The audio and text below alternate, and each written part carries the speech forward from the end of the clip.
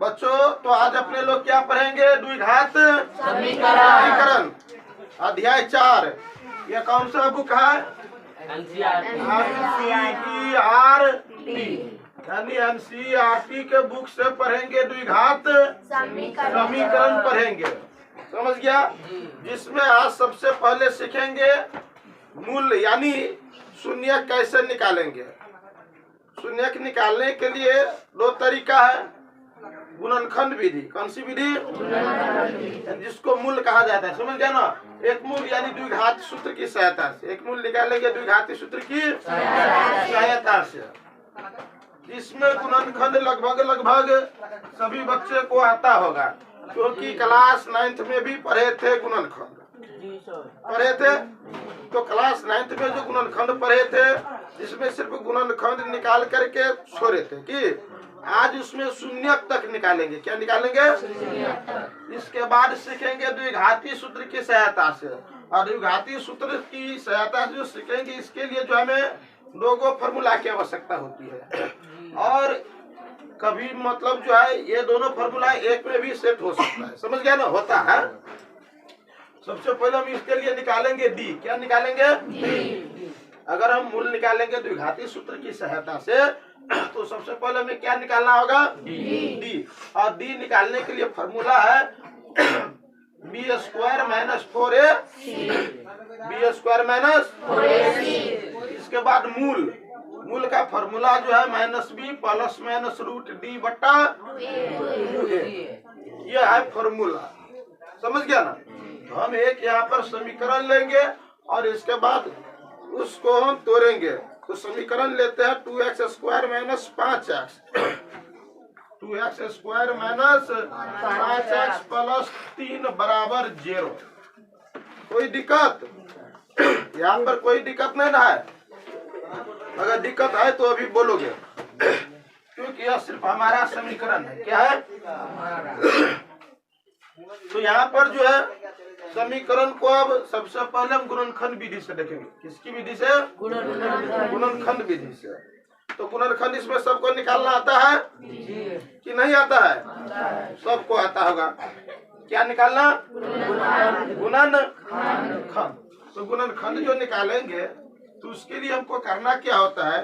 ये जो अचर पद स्क्वायर वाले की जो पीछे में अचर पद रहता है, इसको और लास्ट में जो अचर पद रहता है, इसको दोनों को क्या करना पड़ता है? गुना। क्या करना पड़ता है? गुना। यानी ये अचर पद को ये, क्योंकि ये तो चर पद पूरे मिलके हो गया। और चर के पीछे जो गिनती का संख्या है, वो उसको क्या कहते हैं? अचर। क्या कहते हैं? अचर। तो इसको और इसको दोनों को क्या कर लेंगे? हम गुना कर लेंगे। क्या कर लेंगे? तो 3 के साथ अगर हम 2 को गुना करेंगे तो कितना होगा बच्चों? 6। क्या होगा? होगा ना? यहाँ पर हम लिखते हैं 6। क्या लिखते हैं? अब 6 को हमें जो है ना 2 भागों में डिवाइड करना है, यानी 2 भागों में बांटना है, ताकि जोड़ या घटा करके इसके बराबर आना चाहिए। किसके बराबर? ये बीच में जो 5x है उसके बराबर आना चाहिए। 6 को 2 भाग में डिवाइड करके, यानी अलग अलग करके। समझ गया ना? अगर 6 को हम अलग अलग करेंगे तो देखेंगे 6 कौन कौन सी घात में है। एक कान में जो है 6 बार में है ना? एक कान में 6 बार में, 6 कान में 1 बार में है ना? फिर 2 कान में 3 बार में है, या 3 कान में 2 बार में है। अब तो कहीं नहीं होगा। 4 गो खात में 6 आता है। एक कान में 6 बार में, 6 कान में 1 बार में, 2 कान में 3 बार में, 3 कान में 2 बार में। यही नाता है। अब इस दोनों में हम देखेंगे इसमें जोड़ या घटा के जो है, तो यहाँ पर अब यह देखना है जोड़ना है या घटाना है। हमको जोड़ के पुराना है या घटा के पुराना है, यह भी हमको देखना है। समझ गया ना? तो देखिए ये जो अचर पद है ना, उसके पीछे में चिन्ह क्या है? प्लस है। तो हमको जोड़ कर लाना है। क्या करके लाना है? जोड़ कर। अगर यहाँ पर माइनस का चिन्ह रहता तो हमें घटा करके लाना होता है। क्या करके? घटा करके। कोई दिक्कत? तो यहाँ पर हमको पुराना है किस तरीके से? जोड़ कर। समझ गया ना, नहीं तो गलत हो जाएगा। कि इसमें किसमें जोड़ करके जो है हमको ये 5 आता है। 3 और 2 को अगर हम जोड़ते हैं तो कितना आ जाता है? 5 आता है ना। तो ये संख्या लेंगे 2 और 3, कोई दिक्कत? तो यह जो पद है इसको हम पहले ऐसे लिख लेंगे 2x स्क्वायर, 2x हो गया ना। इसके बाद यह माइनस का जो माइनस है वो माइनस का माइनस रहेगा। इसके बाद हम इसको छोड़ देंगे, क्योंकि ये 5 जो है ना, इस 5 का मतलब जो है बदल के हम ये 5 लेंगे, यानी 2 और 3 जो जोड़ के पूरा है यह लेंगे। समझ गया ना। तो यह जो है 3 और 2 पहले हम जो है बड़े पद लिखेंगे, उसके बाद हम छोटे लिखेंगे। तो पहले 3 है ये इस तरह, तो 3 को हम यहाँ लिख लेते हैं, उसमें x लगा देते हैं। हमको जोड़ करके लाना है, क्या करके? जोड़ कर लाना है। यहाँ पर माइनस है तो चिन्ह यहाँ पर क्या देंगे तो जुटेगा। ये माइनस है तो यहाँ पर भी माइनस देंगे तब जुटेगा, तब ना माइनस माइनस क्या होगा? प्लस होगा ना। अगर यहाँ पर हम प्लस दे देते, यहाँ पर जोड़ के हुआ है, क्या करके? जोड़ के। अगर हम यहाँ पर जोड़ का चिन्ह देंगे और अगर हम 2x लिखेंगे, ये लिखेंगे ना 2x, और ये तो हो गया, दोनों हम लिख दिए यहाँ पर। अब ये लास्ट में जो अचर पर है ये 3, तो 3 का 3 हम लिखेंगे, कोई दिक्कत नहीं ना। अगर हम यहाँ पर जोड़ का चिन्ह दिए, अब देखो माइनस प्लस क्या होता है? ये माइनस प्लस। अब जोड़ेंगे या घटाएंगे? घटाएंगे तो 3 से 2 को अगर हम घटाते हैं तो 1, तो हमें लाना है 5। इसीलिए यहाँ पर हमको क्या करना है? माइनस का चिन्ह देना है, ताकि माइनस माइनस होगा प्लस, 3 क्या हो गया? हो गया। अब हुआ नहीं इतना। अब यहाँ पर हमको कॉमन लेना है, यानी यहाँ पर आ गया 4 पद, हो गया ना। ये 2 एक साइड, ये 2 एक साइड, कोई दिक्कत?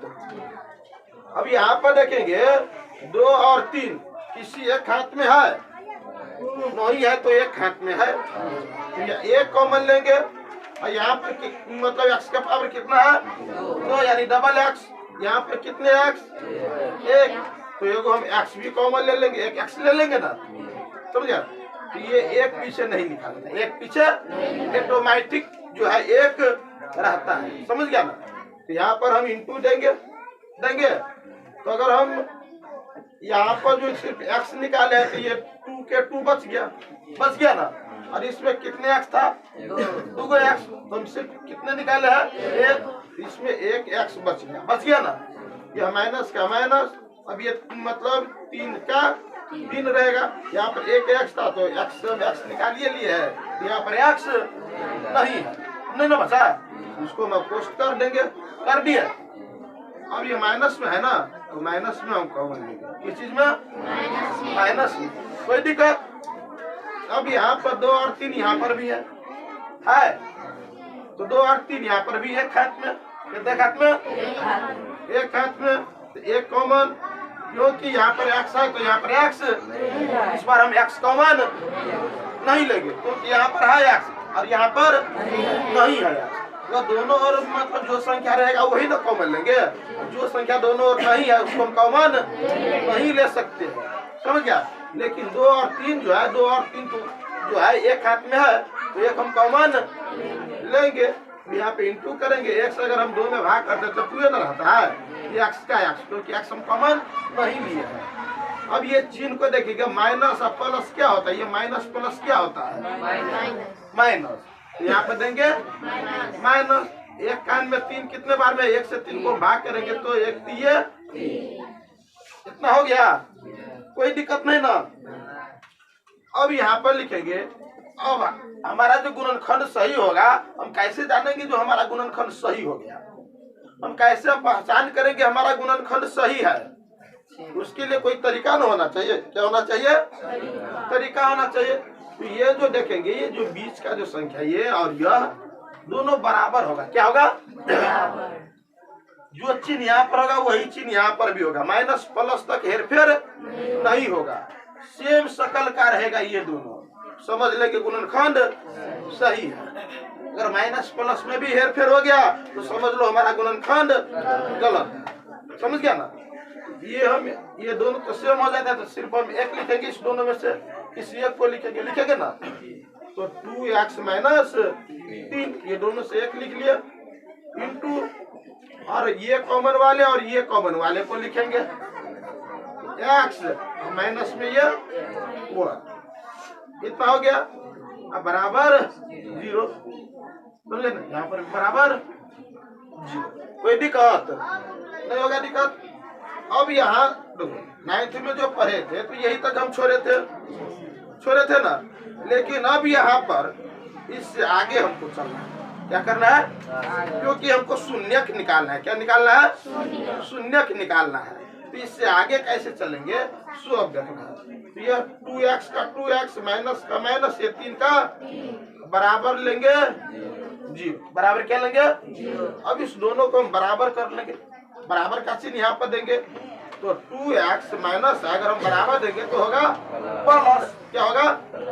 ये बराबर में हो गया +3, हो गया ना। इसमें से हम x को क्या करेंगे? बाहर करेंगे। x को क्या करेंगे? बाहर करेंगे। तो 3 चला गया ऊपर, ये 2 चला गया नीचे, यानी x का मान हो गया 3/2। कितना हो गया? कोई दिक्कत? 3/2 हो गया ना। अब यहाँ पर देखना है x माइनस 1 बराबर 0 देंगे, इसको भी हम बराबर कर लेंगे। तो माइनस में है तो प्लस में 1 होगा, हो गया। तो शून्य हमारा निकल गया, x का मान 3/2 और 1, यानी यहाँ पे लिखेंगे x बराबर 3/2 कोमा 1। यही जो है हमारा दोनों क्या हो गया? आंसर हो गया। किसका? शून्य का। यानी किस विधि से हम ये शून्य निकाले हैं? गुणनखंड विधि से। कौन सी विधि से? अब बच्चों तो गुणनखंड विधि से शून्य निकाल लोगे? कोई दिक्कत होगा? नहीं दिक्कत होगा, क्योंकि बहुत आसान है। समझ गया ना। अब हम निकालेंगे किस विधि से? मूल यानी द्विघाती सूत्र की सहायता से निकालेंगे। किस सूत्र की सहायता से? अब देखेंगे द्विघाती सूत्र की सहायता से गुणनखंड कैसे निकलता है। समझ गया ना। तो इसके लिए जो हम इसको सबसे पहले हटा देते हैं साइड में जो था, समझ गया ना। और यहाँ पर जो हम लकीर दे देते हैं। अब यहाँ पर समझना है बच्चों कि क्वेश्चन तो यही है ना, यानी 2x square minus 5x plus कितना 3, यही ना है। तो इसके लिए हमको A B C 3 भाग में उसको डिवाइड करना है, अलग अलग करना है। कोई दिक्कत? पहला को मानेंगे ये 20 वाले को, और इसको मानेंगे C। दिक्कत नहीं ना होगा। देखो तो A बराबर कितना हो गया 2, x को हम नहीं लिखेंगे, x को नहीं लिखेंगे, यानी चर पद नहीं लिखेंगे, सिर्फ इसका अचर लेंगे। समझिए ना। ये का मान हो गया। और लिखेंगे b बराबर माइनस में कितना -5, और c बराबर हो गया कितना 3। कोई दिक्कत? ए बी सी यहाँ पर पहचान लिया ना। ABCD पढ़ना आता है ना सबको? कोई ऐसा बच्चा नहीं है जिसको नहीं होता होगा, सबको आता होगा, क्योंकि 10th का बच्चा है तो थोड़ा तेज तो होगा ही ना। तो ABC यानी AB, तो A का मान हो गया यहाँ 2, B का मान C का मान। कोई दिक्कत? अब यहाँ पर हमको लिखना है D बराबर, हम फॉर्मूला सबसे पहले लेंगे। तो D बराबर जो फॉर्मूला होता है वो है B स्क्वायर माइनस 4AC। कोई दिक्कत? D बराबर B square minus 4AC, D बराबर B स्क्वायर माइनस 4AC। समझ गया? तो D बराबर यहाँ पर सबसे पहले है B, क्या है ना। यहाँ पर हम B का मान लेंगे या A का मान लेंगे या C का मान लेंगे? B का मान लेंगे। किसका मान लेंगे? तो B का मान कितना है -5, तो यहाँ पर देंगे -5। B का स्क्वायर ना है, क्या है? तो इसको क्या कर देंगे स्क्वायर। क्या कर दिए? कर दिए। अब यह क्या है माइनस, क्या है? अब यहाँ पर 4AC अलग अलग है ना, तो 4 का 4 यहाँ पर जो हम ए का मान फिल करेंगे, यहाँ पर गुना का ना चिन्ह, और ए के बाद जो फिर हम सी का मान फिल करेंगे तो यहाँ पर भी गुना का चिन्ह होगा। यहाँ पर ए का मान कितना हो गया? 2 गुन्ने 2 हो गया, फिर गुन्ने यहाँ पर सी का मान हो गया 3। कोई दिक्कत? देखो अब d बराबर -5 का गो है 2 गो, तो -5 गुन्ने माइनस डबल -5 को हम लिख लिए, तो माइनस माइनस क्या होगा? बच गया प्लस, और डबल 5 को हम गुना करेंगे तो 5 क्या होगा? 5 यहाँ पे लिखेंगे 25, यह माइनस का माइनस, अब यहाँ पे गुना करो 4 दूनी 8 24 हो गया। तो d बराबर 25 से अगर हम 24 को घटाते हैं तो कितना आता है बच्चों? 1। तो d का मान हमारा निकल गया कितना? d का मान कितना निकल गया? 1। कोई दिक्कत यहाँ पर? 1 निकल गया हमारा d का मान। समझ गया ना? अब हमको ये फॉर्मूला पर चल है मूल। क्या? मूल, यानी इसको कहते हैं x बराबर। समझ गया ना? अब ये फॉर्मूला लिखेंगे क्या? Minus B plus minus root D बट्टे 2a। कोई दिक्कत नहीं ना? अब यहाँ पर चलो x बराबर, मूल को x कहते हैं, मूल को क्या कहते हैं? x। तो x बराबर माइनस का यह माइनस रहेगा, सूत्र का माइनस है ना। तो ये b, तो यहाँ पर b का मान हो, यहाँ पर हमको फिल करना है, तो b का मान कितना है? -5। तो माइनस, कोई दिक्कत? यहाँ पर डबल चिन्ह आ गया ना, इसको हम कर लेंगे ऐसे कुछ, यह प्लस और माइनस, यहाँ पे देंगे प्लस, रूट का यहाँ पर क्या है? d। अब d का मान हम निकाल लिए हैं, तो d का मान कितना निकाल लिए हैं? 1। तो यहाँ पर देंगे 1 अब बट्टे, कोई दिक्कत? अब बट्टे में जो है 2a, क्या है? 2a है ना। तो 2 का 2 गुन्ने, क्योंकि a का मान यहाँ पर फिल करेंगे तो गुना करना चाहिए ना। तो a का मान कितना? 2। a का मान है 2, तो यहाँ पर भी देंगे 2। कोई दिक्कत? अब देखो यह माइनस माइनस क्या होगा? माइनस माइनस प्लस 5 हो गया, x बराबर डायरेक्ट 5, क्योंकि माइनस माइनस हो गया प्लस, तो किसी भी प्रकार के चिन्ह नहीं देंगे पीछे में, तो ऑटोमेटिक प्लस का चिन्ह है ना। अब यहाँ पर प्लस माइनस, यह जो रूट में 1 है, ये क्या है?